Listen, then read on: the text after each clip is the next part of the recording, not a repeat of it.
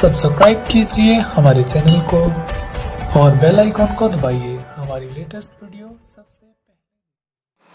Hi dear student, स्वागत है आप सभी लोगों का आपके अपने YouTube channel EHKG English learning classes में। स्टूडेंट्स, जैसा कि हम सभी लोग पिछले वीडियो में प्रेजेंट इंडेफिनिट टेंस के बारे में स्टडी किया, प्रेजेंट इंडेफिनिट के अफर्मेटिव सेंटेंस के बारे में, जिसमें आपको बताया गया कि इसका पहचान क्या होता है और अफर्मेटिव सेंटेंस में कौन से रूल का प्रयोग किया जाता है और किस नियम को हम लोग फॉलो करते हैं उसके बारे में पढ़ा। तो स्टूडेंट, आज हम लोग सेकेंड पार्ट में पढ़ रहे हैं। सेकेंड पार्ट उसका रहेगा प्रेजेंट इंडेफिनिट टेंस का। प्रेजेंट इंडेफिनिट टेंस का हम सभी लोग बी नंबर यानी सेकंड नंबर निगेटिव सेंटेंस पढ़ेंगे।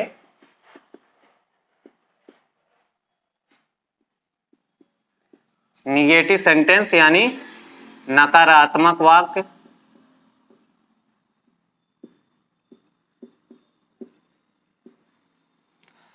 वह वाक्य जिसमें निषेध प्रकट होता है, मनाही प्रकट होता है, उसे निषेधात्मक वाक्य कहा जाता है।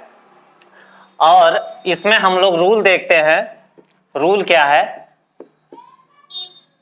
यदि वाक्य में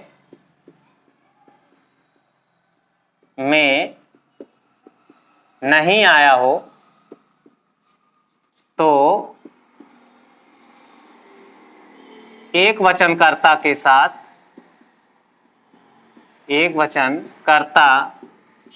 साथ सहायक क्रिया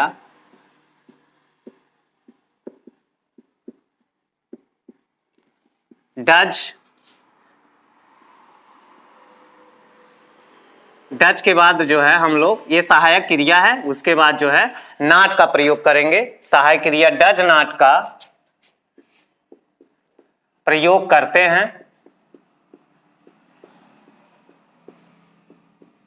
और बहुवचनकर्ता के साथ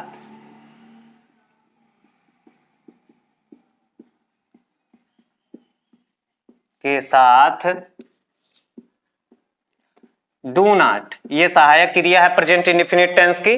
देखिए, निगेटिव सेंटेंस में ही सहायक क्रिया मिलती है और प्रेजेंट इंडेफिनिट के अफर्मेटिव सेंटेंस में कोई सहायक क्रिया नहीं प्रयोग होती है, क्योंकि उसमें एक वचनकर्ता के साथ एक वचन की क्रिया प्रयोग होती है और बहुवचनकर्ता के साथ बहुवचन की क्रिया प्रयोग होती है, इसलिए उसमें कोई सहायक क्रिया नहीं लाया जाता है। अब आपको, जब आप इस टेंस का निगेटिव सेंटेंस पढ़ेंगे तो ये दो सहायक क्रियाएं आपको मिलेंगी, डू और डज, जिसके साथ नॉट का प्रयोग आप करेंगे।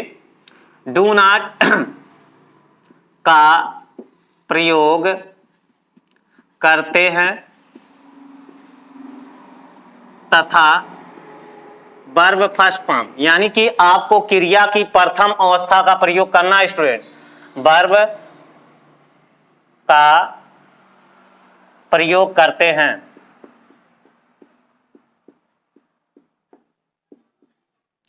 देखिए फार्मूला क्या है इसका, क्लियर है बात? डज नॉट और डू नॉट का प्रयोग, आपको कर्ता बहुवचन और कर्ता एक वचन पे ध्यान देना है। जैसा कि पहले वीडियो में, इससे पहले वाले वीडियो में बताया गया था कि पूरे प्रेजेंट टेंस में एक वचन कर्ता ही, सी, इट, ए नेम है और बहुवचन कर्ता आपका आई, यू, दे, वी है। तो जहां I, you, they, we, boy, children आएगा वहां पे आप डू नॉट लगाएंगे और जहां पे ही, सी, इट, ए नेम आएगा वहां पे आप डज नॉट का प्रयोग करेंगे। अब यहां पे फार्मूला लिख रहा हूं, subject plus do does plus not, इसे हम एचबी भी कहते हैं। एचबी यानी हेल्पिंग वर्ब, यहां पे ये ध्यान देंगे आप। और मुख्य क्रिया की प्रथम अवस्था का प्रयोग किया जाता है, फिर आप ऑब्जेक्ट या कंप्लीमेंट जैसे शब्दों का प्रयोग करेंगे। एक वचनकर्ता के साथ, ध्यान रहे स्टूडेंट, एक वचनकर्ता के साथ डज नॉट का प्रयोग करना है, बहुवचनकर्ता के साथ डू नॉट का प्रयोग करना है। अब जैसे एग्जाम्पल दे रहा हूं, रामू स्कूल नहीं जाता है, रामू स्कूल नहीं जाता है। तो कौन स्कूल नहीं जाता है? रामू। इसमें कर्ता कौन है? आपका रामू है। रामू क्या वचन है? देखा जाए तो एक वचन करता है। ध्यान रहे, सिंगुलर प्लूरल का अगर आप ध्यान नहीं देंगे तो आपको ट्रांसलेशन करने नहीं आएगा, अनुवाद करने नहीं आएगा, हिंदी से इंग्लिश बनाने में आपको कठिनाई होगी। तो देखिए यहां पे रामू, रामू आपका सब्जेक्ट हो गया। उसके बाद सहायक क्रिया डच का प्रयोग करोगे। उसके बाद क्या लगाओगे? नॉट लगाओगे। फिर क्रिया की प्रथम अवस्था गो। कहां जाना है? गतिवान स्थिति में बोध होने पर प्रीपोजिशन टू का प्रयोग करते हैं, स्कूल, स्कूल। फिर दूसरा एग्जाम्पल बहुवचन कर्ता का दे रहा हूं, बच्चे,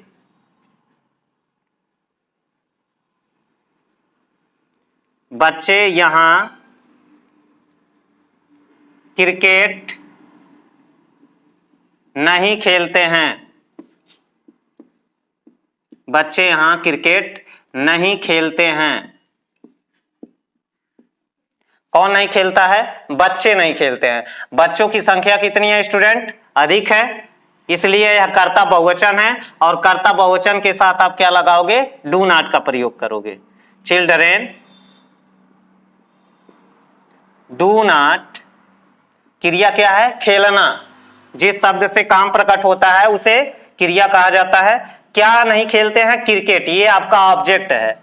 children do not play cricket. कहां नहीं खेलते हैं? हियर, ये आपका एडवर्ब है, स्थान बोधक शब्द है। देखिए यहां पे आपने कर्ता एक वचन के साथ एक वचन के साथ सहायक क्रिया आपने डच प्रयोग किया और बहुवचन कर्ता के साथ डू का प्रयोग किया। अब निगेटिव में हम सभी लोग रूल नंबर 2 को पढ़ेंगे स्टूडेंट्स। देखिए इसमें निगेटिव शब्द केवल नॉट भर नहीं होता है, बहुत सारे शब्द होते हैं जो निषेध प्रकट करते हैं, किसी काम में मनाही प्रकट करते हैं। तो आइए जानते हैं इस चैनल के थ्रू, आगे बढ़ते हैं। रूल 2, यदि वाक्य में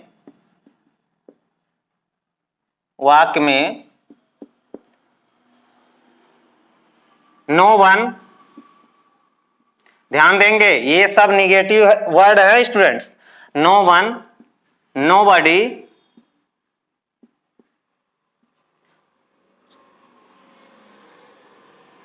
नो एनीबॉडी,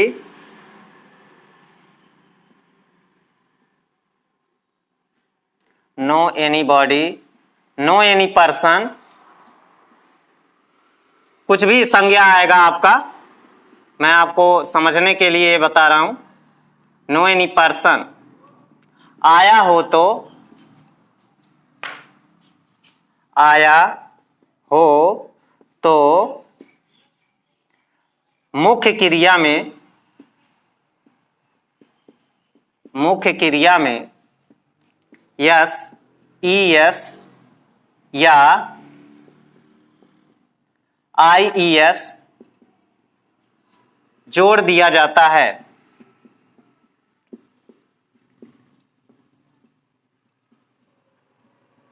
देखो स्टूडेंट, इसमें कर्ता निश्चित नहीं होता है, इसलिए इसे एक वचन मान करके, यही जो नो बॉडी लग रहा है, no anybody, no any person जो आपका लग रहा है, ये इंडिफिनिट प्रोनाउन है, ठीक है। इसके जगह पे कोई संज्ञा आ जाएगा तो जो है स्पष्ट हो जाएगा कि वह एक वचन में है या बहुवचन में। लेकिन जब इनका प्रयोग होता है, no one, nobody, no anybody, no any person इत्यादि शब्द अगर आते हैं सेंटेंस में, तो क्या होता है कि आप मुख्य क्रिया में यस या ईएस का प्रयोग करते हैं।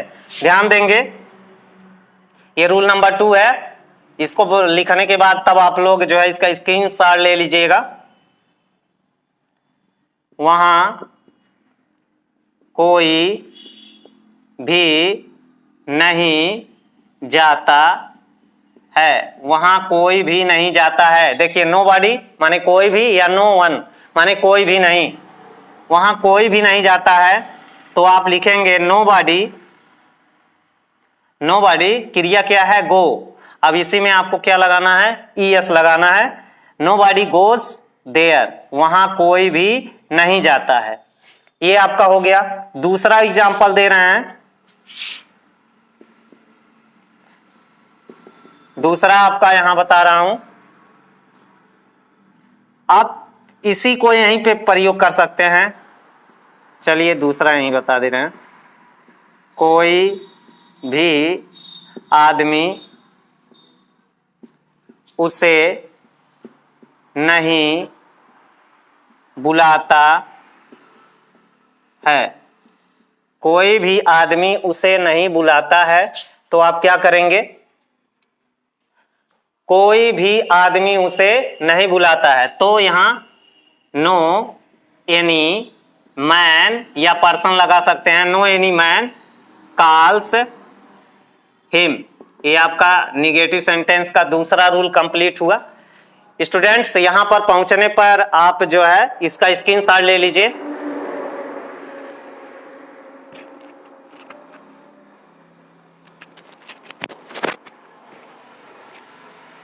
हो गया होगा। हम अब आगे बढ़ते हैं रूल नंबर 3 की तरफ, जिसमें आपको ये बताया गया है कि नकारात्मक शब्द क्या होता है। तो बहुत सारे ऐसे शब्द हैं जो सेंटेंस में निगेटिव वर्ड के रूप में प्रयोग किए जाते हैं। आगे बढ़ते हैं रूल नंबर 3 में।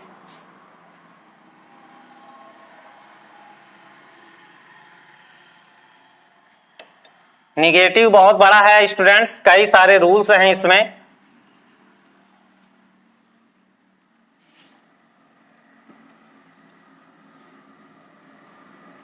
अब देखिए आगे बढ़ते हैं students.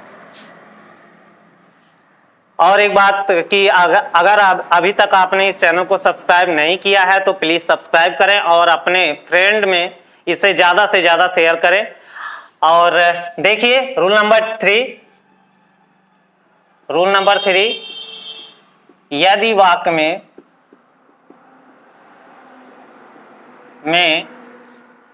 Never,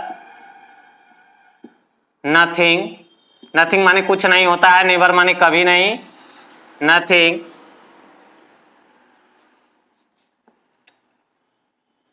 non of them, ये ऑलरेडी बहुवचन होता है, ये इसका बहुवचन है। इसके साथ क्रिया की प्रथम अवस्था का ही प्रयोग किया जाएगा।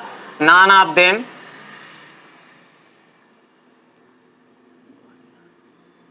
और नाइदर नॉर,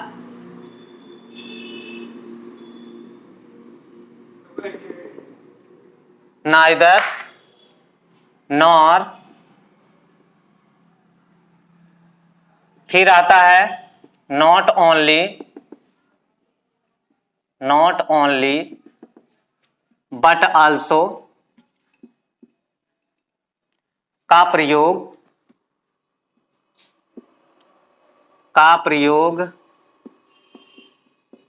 होने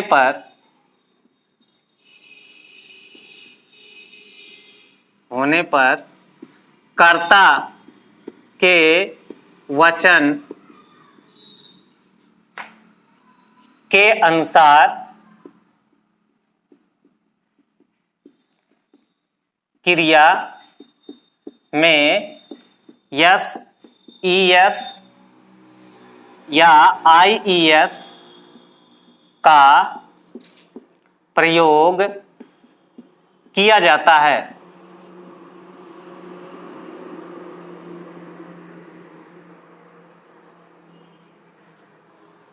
यहां पे आप ध्यान देंगे student, never, nothing, non of them, neither dash dash dash nor है।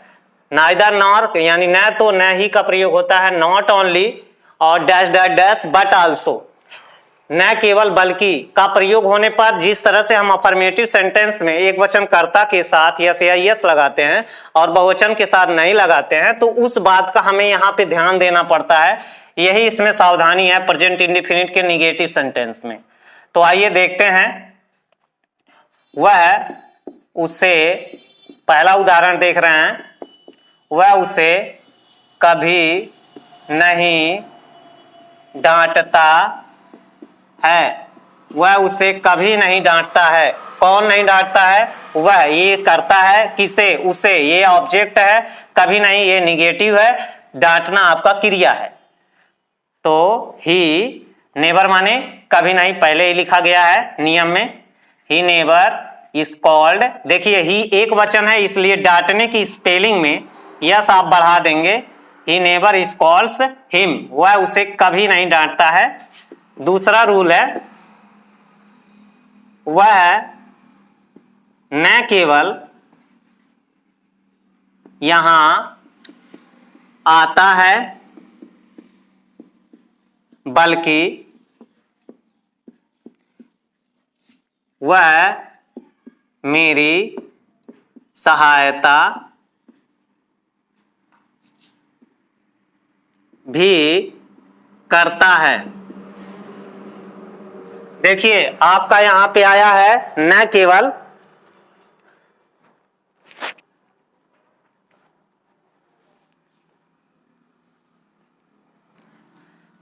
वह न केवल यहां आता है बल्कि वह मेरी क्या करता है, सहायता करता है। देखिए स्टूडेंट्स इसमें कर्ता एक वचन है, कर्ता एक वचन होने के नाते लिखा जाएगा ही नॉट ओनली, कम में अब आपको कम्स लगाना पड़ेगा, कम्स हियर बट आल्सो, देखिए यहां पे बट आल्सो लिखा गया है, not only dash dash dash but also, न केवल बल्कि। जब ऐसा सेंटेंस आता है स्टूडेंट देख लीजिए इसमें भी नॉट आया है, ठीक है, तो यहां पे डू डच का प्रयोग आप नहीं करेंगे। इन शब्दों के साथ जो निगेटिव वर्ड यहां पे प्रयोग किए गए हैं इनके साथ आप कभी भी डू डच का प्रयोग नहीं करेंगे सहायक क्रिया के रूप में। He not only comes here but also he helps, देखिए यस यहां भी लग गया, क्रिया सहायता करना मी, वह मेरी सहायता भी करता है। फिर आता है तीसरा, उनमें से वहां कोई नहीं पढ़ता है, उनमें से वहां कोई भी नहीं पढ़ता है, तो देखिए यहां पे लिखा गया है नॉन ऑफ देम, ठीक है, नॉन ऑफ देम, ये दे का ऑब्जेक्ट है इसलिए बहुवचन की श्रेणी में आ गया। नॉन ऑफ देम रीड, यहां पे यस नहीं लगेगा, none of them read there, ये आपका हुआ। फिर चौथा आपका आता है न तो वे यहां आते हैं न ही, ध्यान देंगे स्टूडेंट्स, न तो वे यहां आते हैं, ये देखिए कर्ता बहुवचन है आपका, क्रिया यहां कम है इसलिए यस या यस नहीं लगेगा कर्ता बहुवचन होने की वजह से।